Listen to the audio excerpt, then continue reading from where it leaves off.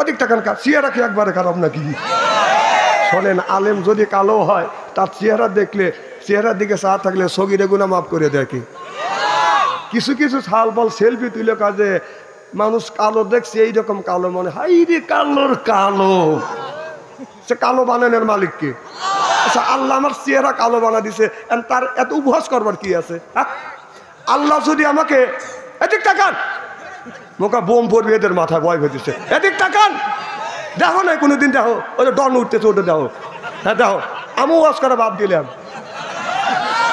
এই ডন দেখতে হবে না, আমার চেহারার দিকে টাকা লাগবে, একটা কাম করা লাগবে।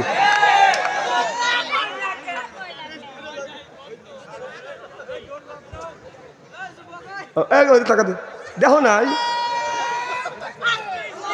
না, তাকবির দেওয়া লাগবে না, তাকবির আমি দেওয়া হবো না, দেহ নে মার হবার একটু জোরে কর।